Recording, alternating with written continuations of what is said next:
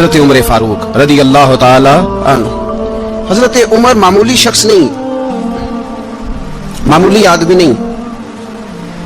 کچھ لوگ صدیوں کے بعد پیدا ہوتے ہیں اور کچھ لوگ ایسے ہوتے ہیں جو ایک ہی بار پیدا ہوتے ہیں، ان جیسا دوسرا پیدا ہوتا ہی نہیں، دوسرا اس طرح کا پیدا ہوتا ہی۔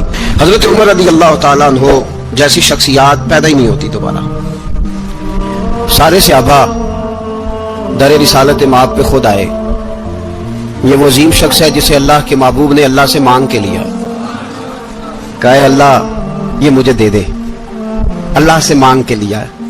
اس لیے صوفیاء کہتے ہیں کچھ مرید ہوتے ہیں کچھ مراد ہوتے ہیں، کچھ مرید ہوتے ہیں کچھ مراد ہوتے ہیں۔ مرید وہ ہوتا ہے جو چل کے آتا ہے، آ کے مرید ہوتا ہے۔ مراد وہ ہوتا ہے جسے کہا جاتا ہے کہ یہ کبھی میرا بن جائے نا، یہ کبھی آ جائے نا، میرا بن جائے، اس کو مراد کہتے ہیں۔ حضرت عمر مصطفیٰ کریم کی مراد ہیں، حضور کی مراد ہے۔ اللہم اعز الاسلام بے اسلام عمر ابن خطاب، اے اللہ اسلام کو عزت دے دے، میرے عمر کو کلمہ پڑھنے کی توفیق عطا فرما دے۔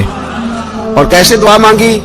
اور یار حضرت عمر کی تو اس فضیلت کا کوئی جواب نہیں دے سکتا، میرے رسول پاک علیہ السلام سب کے لیے دعا مانگتے ہیں نا، حضور کی دعا عام ہے، لیکن مصطفیٰ کریم نے کعبے کا غلاف تھام لیا اور غلاف کعبہ کو حضور نے سینے سے لپٹایا اور سینے سے چمٹا کے کہا اللہ میں نے تو کبھی سوال ہی زیادہ نہیں کیے، میں کرنے آیا ہوں، مجھے عمر دے دے، عمر دے دے۔ حضور نے مانگ کے لیا۔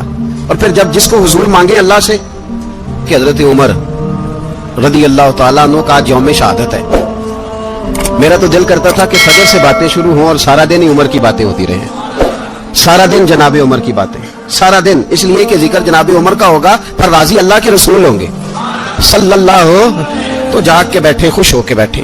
ہمارے ہاں منایا ہی نہیں جاتا، بابے اللہ کی ساون پادروں اسو کتا تے منڈے جنوری فروری، تو اسلامی سال بھی گیا اور وہ تاریخیں بھی ساری گئیں۔ یکم محرم امت مسلمہ کے لیے بہت بڑا دن ہے، بہت بڑا دن، یہ شہادت ہے حضرت عمر فاروق کی رضی اللہ تعالی۔ اگر سر اٹھا کے جینا چاہتے ہو تو یکم محرم کو چھٹی کرو جناب عمر کے دن، اور ملت کے جوانوں کو بتاؤ کہ اگر عزت کی زندگی جینا چاہتے ہو تو اس طرح جیو جس طرح فاروق اعظم جی کے گئے ہیں۔ عزت اور وقار کی زندگی، جمہوریت حضرت عمر سے سیکھنی پڑے گی، حکومت کرنے کے طریقے حضرت عمر سے، رعایا کو سیکھنا پڑے گا کہ امیر کس طرح بنایا جاتا ہے اور امیر کس طرح کے ہوتے ہیں۔